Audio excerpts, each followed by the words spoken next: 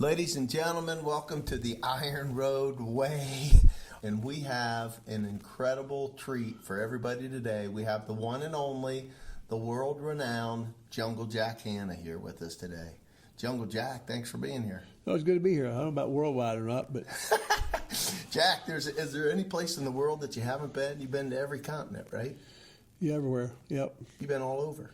Yep. North Pole, South Pole, every continent in the world. Yep. Unbelievable. Yep. It's been interesting to not just view the animal world, but also meet people throughout the world.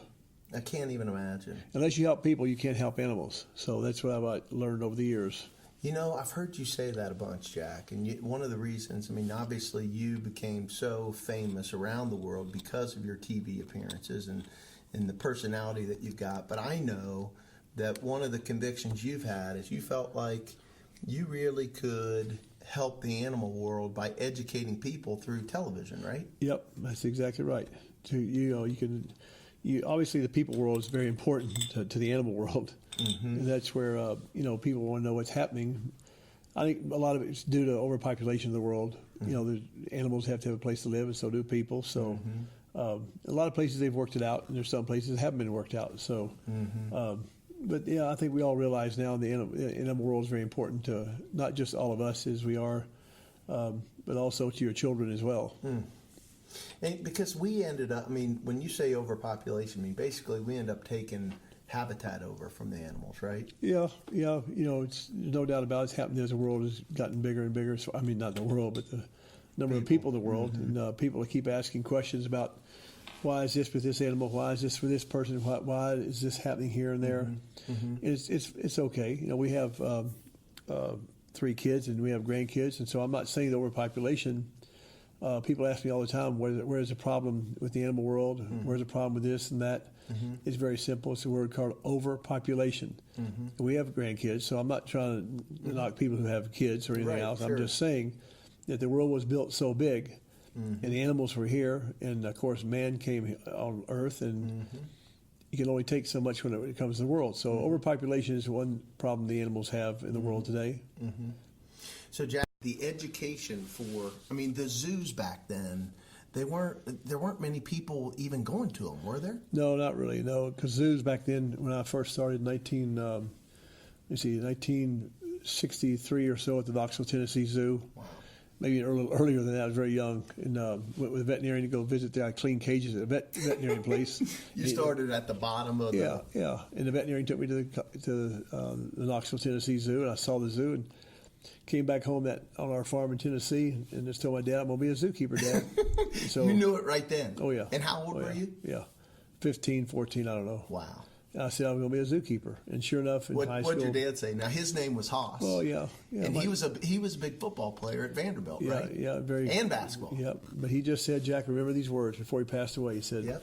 I know people make fun of you wanting you to work with animals and this and kind of thing, and clean cages, but he said, remember something, Jack, there's 3 words to remember in life. Mm-hmm. Love what you do. Love what you do. 4 words.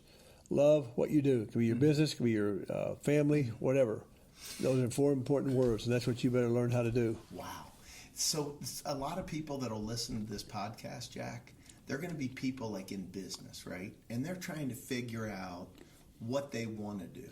And they've got lots of options. And younger people today are jumping from this job to this job. I think the average person jumps like 8 times in a career. If you were given advice to people out there in the business world, obviously your dad told you got to love what you do. Yeah. It's people today say be passionate about what you do. And for you, because you pursued your passion, it turned into be something that was incredible. Yeah. I mean, things that you and Susie never dreamed of doing. Yeah, of course. Yeah, no, it's not a matter of, being on TV or anything like that for many years. That's just something that happened. Mm-hmm. You never planned on that? No, never. How did it get started? Was it just your personality? No, it could have been a part of that. But main thing is I did local stuff for a CBS station there in Ohio, Columbus. In Columbus is where you started. Yep. So that was the first TV in Columbus. Yeah. Was that the late 70s?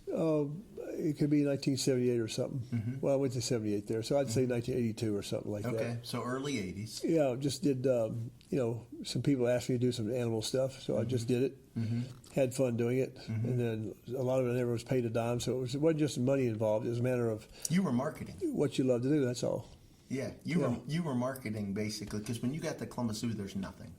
Well, yeah, they had some issues as far as the zoo was a It beautiful. was small, right? Yeah, the zoo was a small zoo and a beautiful zoo at the time. Where the zoo is setting on a river, on a lake. Yeah. It's a beautiful area. It's a beautiful thing that the Columbus Zoo has. A lot of zoos in the country don't have. But the point is, all the zoos today versus the ones I went to and worked at in Knoxville and the other zoos as well. Even Knoxville's got a great zoo now. All the zoos in the country, I'd say all the zoos in the country are incredible places for animals to teach all of us about the animal world. And there's, some people say, well, they shouldn't be in a zoo, animals. Well, they don't know what they're talking about. And I can understand sometimes why they say it. But having traveled the world, filming animals all over the world, every continent, and having been involved in the zoo world since I was 15 years old, cleaning cages, it's very important because you can't save something unless you love something. And you can't save something unless you know about something. And that's what the zoological world back then, when I first started, yes, it was, zoos were just really a place where a lot of it was caging and you got to sit there and look at the animals and leave. But now with the education things the zoos have, with the habitats they have costing millions and millions and millions of dollars, these animals have it better than anything in the entire world. And a lot of people can't go to Africa like I have, or South Pole, North Pole, all the places all over the world I go to. I wish everybody could do that, but by going to a zoological park like Columbus, Ohio, Columbus Zoo, in most zoos in your places where people live in this country, all the people listening right now, I'm sure you live near a zoo, and it's a place where you can learn about animals. You can finally see the animals yourself. Yes, it's TV, you can see animals like on our show, my show, or whatever shows you want to watch. And yes, you learn something, but by seeing it in person, at a zoo is special. It's different, isn't it? Yeah, It's different. Now, Jack, one of the things I know I've heard you talk about is that you were fortunate in that you had some people that were mentors of yours, like Mel Dodge and John McConnell, who really came alongside of you, and they saw that you loved what you did, and they got behind you. Oh, yeah. Mel, the city of Columbus, Ohio. He's passed on now, a great man. Went there, and then Mr. McConnell, John McConnell, Worthington Industries, Mr. McAuley, he's the one that helped really change the zoo along with many other people in Columbus, but he believed in me, and we got started with a bunch of stuff then. Now, is it true? Roy, I got to know if this is true. So did he really bring you a check and you had a gorilla? Did that really happen? Tell people what happened, because they'll love this story. John McConnell and Mr. McConnell. You called him Mr. Mac. He's gone to heaven now. He's a great, incredible human being. He did a lot of stuff for Columbus, not just the zoo, but he came in there to present a check to me, and we went to show him behind the scenes of the gorillas, and somehow the gorilla reached out and grabbed the check and ate the check. But I got real nervous. Did he see it? You thought it was all over. Oh, yeah. I said, I'm sorry. Because it was a big check, right? Yeah. I said, I can't believe this happened. He said, Jack, I could always write another check if I calm down. So that was embarrassing. Yeah. You've had a few of those things happen. Now, speaking. Well, yeah. You've had a couple, right? Well, yeah. Jack Nicklaus, he's being from Columbus, Ohio. And Columbus Zoo is right near his golf course there. Muirfield. Muirfield, yeah. The big tournament there, the memorial every tournament, year. And they had a bunch of people come to our zoo then. Yeah. And Jack Nicklaus is his wonderful family. They love the zoo as well. Yeah. So, it's something to see. You get things happening every once in a while. I take them on a tour of the zoo, and I remember one time that I think Jack might have been one of the people that came with me with his group. Yeah. And then the gorilla went to the bathroom in his hand and threw it and hit him right in the chest. So that's you're laughing about it. I'm not. What did you do when it happened? I just tried to run away. Now, you understand that this is why people love watching you on TV, because you're being serious. Jack, most people wouldn't react like this. You wanted to leave. Yeah. The gorilla threw and it hit him with some crap. Yeah. I'll put that nicely. Okay, so hit him right in the chest. Oh my gosh, that's unbelievable. Not a lot of people have gorillas throw crap at Jack Nicklaus and hit him in the chest. Yeah. So you've done you did. Everybody knows you and David Letterman, Oh, Bad yeah. History, and Good Morning America. Yep. And you've obviously had Anderson your own, Cooper, all kinds of shows. yeah, and anytime there was anything that happened that was tragic in the animal world, all the TV shows wanted to call and wanted to talk to you about it. But you and David Letterman, you were the longest standing act on that show. Is that right? Yeah, well, You did over 30 I don't know years. I don't know about the longest, but it all depends. I've been told that, but I don't know. I never looked at that as a thing. But I must mention though, Good Morning America was the first show I did because we had twin gorillas born at the Columbus Zoo, And they got it started. and that's where the whole thing started with my TV stuff. Wow. But I enjoy doing TV and also try and just talk to people in a simple way, and that kind of thing. So that's what I did with my speeches, with the TV shows, and then finally the CBS affiliate in Columbus wanted me to do a animal thing at the zoo along with Kathleen, my daughter, who's now living in England, and then my wife, then Sue, kind of took over Kathleen's duty there, and so Sue and I filmed for ABC for many, many years and did some great shows. Jack, I'll tell you what, one of the things that I've known you for 30 years, and one of the things that has endeared not just people, the public to you, but your family to you, is that you've never taken yourself too seriously. Nothing's above you. Nothing's above you. You've always been willing, and I think these are great lessons for people to learn out there, people that are trying to make it, and whatever their passion is, nothing was ever above you. You always returned every phone call the same day that you got it.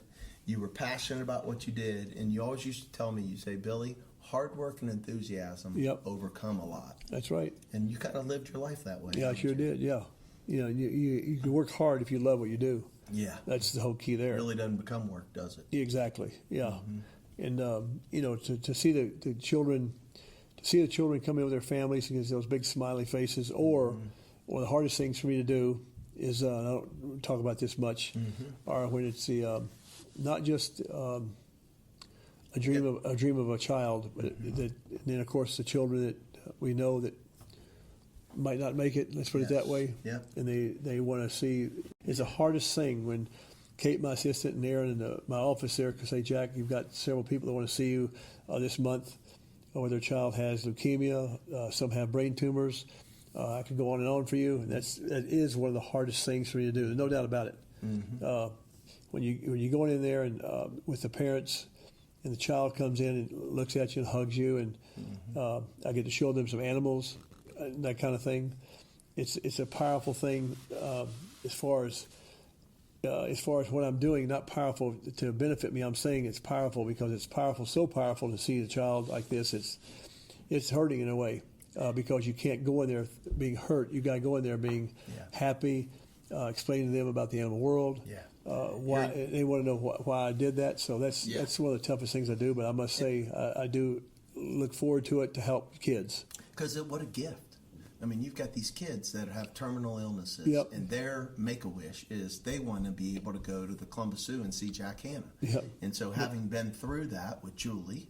Having walked in those shoes, it's painful for you, but you got to walk in there, put on a face, and say, I want to make this a tremendous experience for this child. That's right. And I talk to the child, and all of a sudden you see a tear come down the parent's face. Because it's their child's dream. Yeah.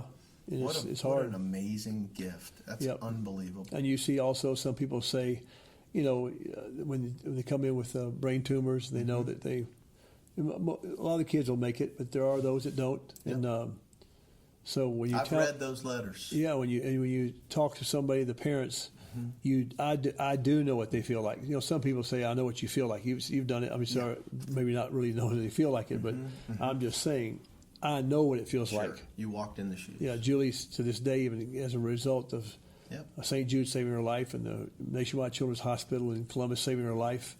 So Julie's been through several lives. And so you have to understand that. So when I sit down with these young children and their parents, I know what it's like. I've gone through it 3 times now. Yeah. Yes, you have. So Jack, if we went back to TV for just a minute and we talked about the David Letterman show, is there one? You did hundreds of shows, right? I think Letterman was 100-something shows in I don't know how many years. 30 years, maybe almost. Maybe, I don't know. Yeah. Yeah. And so was there one that stood out, or one or two that stood out? The Letterman show? Yeah. Yeah, when let me see here. I got one I can remember. I'm going to ask you if you remember saying it. What? You had a camel on there. Yeah. And the camel walked in, and did it really blow up the whole hallway? Realize how Well, yeah. Well, no, I got the camel because it was my friend. The camels, can go anywhere. Yeah. So I measured the elevator out the time of one of the shows I did before. The next show, they showed I could bring a big old giraffe in the elevator. Yeah. But I never thought about, once I get off the elevator, I've got to walk down a hallway about 15 yards.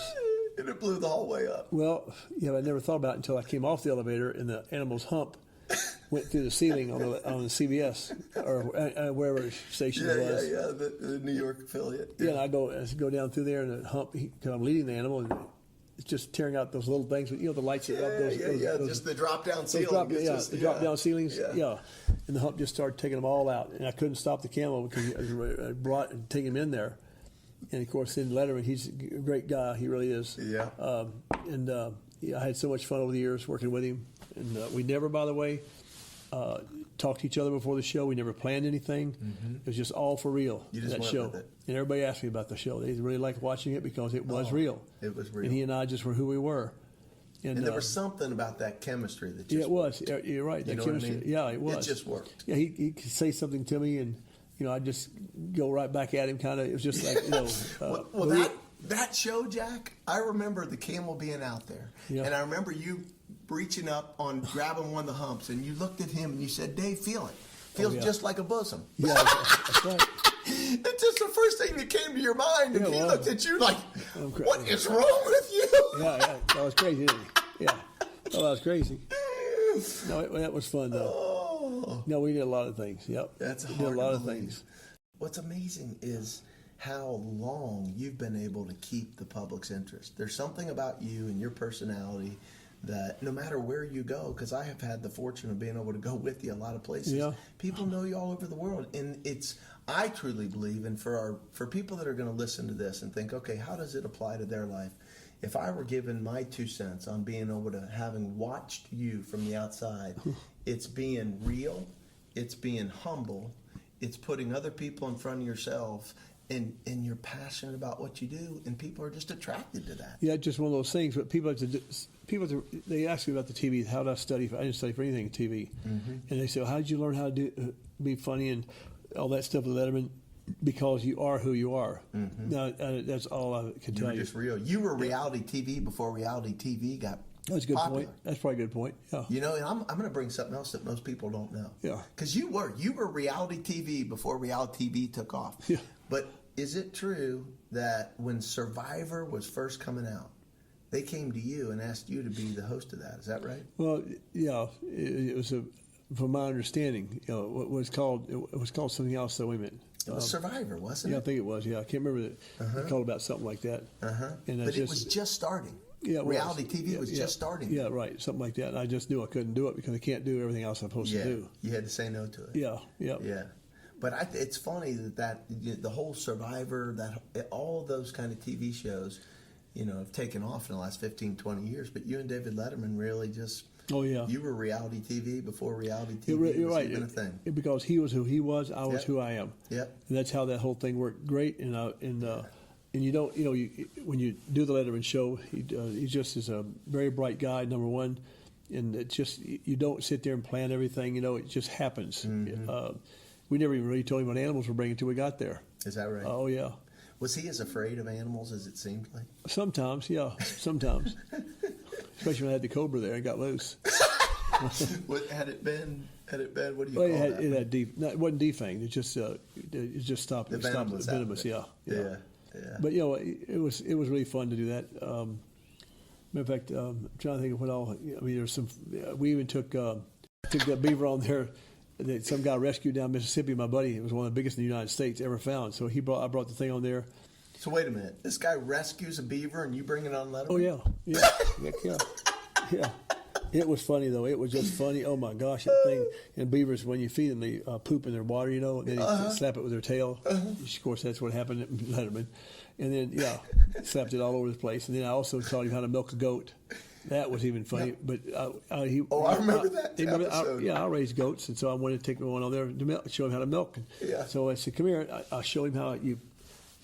Those of you that don't know how to milk, you just pull and push. You pull the nipple down, and then you push like this with your hand. Pull and push. So Kind of massage it. That's a key. Just pull and push. Yeah. When you're milking, because I did that on our farm in Tennessee. I milked cattle or cows. And goats. I raised goats. Yeah. So I brought the goats on there this one time for Letterman to milk, and it was Goat something started else. pooping everywhere, didn't it? Yeah. And then I think you squirted him.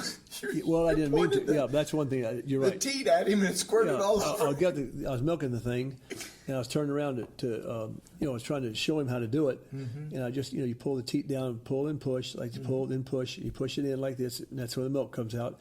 I twisted my hand like that, and that milk went flying across, not flying, maybe 3 feet, and hit him right in the crotch on his brand new pants and everything.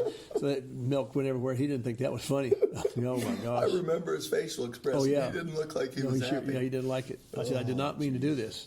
Man. And then we'd talk about things, and Sue, my wife, Sue's been with me for 51 years now, and I think I can't remember if it was him or what show I did. He asked if. Is your wife, Jack, all the stuff you've ever done with the animals in her house, all the stuff we read in your book, has she ever said no? And yeah, she said no to me one time after being married, and my daughter, Suzanne, was being, or Julie, either one, I think it was. They were 6. Suzanne. Yeah. Anyway, no, this was when they were real young. I think it was right when my daughter Sue was born, and I was in there. In our house, we built our own cabin, basically, and I was sitting there. In Tennessee, and I had to bring the 2 chimps home from the zoo that had real bad colds, weren't eating well. So I was sitting Sue was sitting over there bottle feeding her chimpanzee, young one, and I went over and I was sitting on the steps across the room there at the cabin that I built. That didn't last very long, the one I built, because I can't build anything. Anyway, so I'm sitting over there, and Sue's sitting on the other side, and I'm trying to bottle feed the chimp. Just to bottle feed the chimp. Now, Suzanne, or my wife Susie's over there in the corner of the cabin, and she's over there breastfeeding Suzanne, my daughter, second daughter, breastfeeding her, and also feeding the chimp. Yeah. The baby gorilla. So I'm going like this. What in the world am I doing wrong? And so I kept watching her, my wife, across the room. You're trying to figure it out. And I said, "Oh, I know it." I said to her across the room, I said, "Hey, Sue, would you?" She goes, "No way, Jack." You didn't even get it out. Yeah, she thought I was going to ask her to breastfeed the chimpanzee. Were you? Well, that's what I thought. I had some ideas, but it's the only time Sue's ever said no to me in 50 years of marriage. You're taking care of animals, so she's taking care of all kinds of animals. That's amazing. Oh yeah. So Jack, I'm going to ask you one question because you spent a lot of time. That's really kind of you to do. Thank you. And I don't know if you've even, knowing you as well as I do, I don't know if this is something you've even thought about. But when I listen to you tell that story about Susie, and I mean, you're probably the only person in the world that's ever been married that looked at his wife and said, "Hey, will you breastfeed my sick chimpanzee?" Yeah. I mean, the first thing I think of is they should do a movie after your guys' life. It's incredible where you started. Yeah, some people have asked us that. Yeah, I mean, it's amazing when you look at the number of people that you've touched across the world is an astounding number. Well, it's nice. I've written a book about my life. I know you've written a few, right? I think it's Jungle Jack, My Wildlife, I think, or something like that. Yeah. And but have you ever thought about? I don't know if you really would have thought about this, but have you ever thought about what you want your legacy to be? Someday when you leave this earth and you go to be with your Maker in heaven, what do you want? What do you want people to remember about Jack Hanna? Well, just I'm a person who, like I said to you, love what you do. Mm-hmm. That leads to the rest of a lot of stuff you do in your life. Because you're not liking what you do, that could affect people that you're talking to. It could affect your family, your children. Mm-hmm. So, I've always tried to be downstream. That's a good right, point. Exactly. Mm-hmm. So that's why I always believed in love what you do. Mm-hmm. A lot of football players love playing football. A lot of people love animals. Some people don't. Some people do this. Mm-hmm. So I just, that's how I've just had my life. And sure enough, Sue is a person that, I think I told you I took a donkey to college my first year.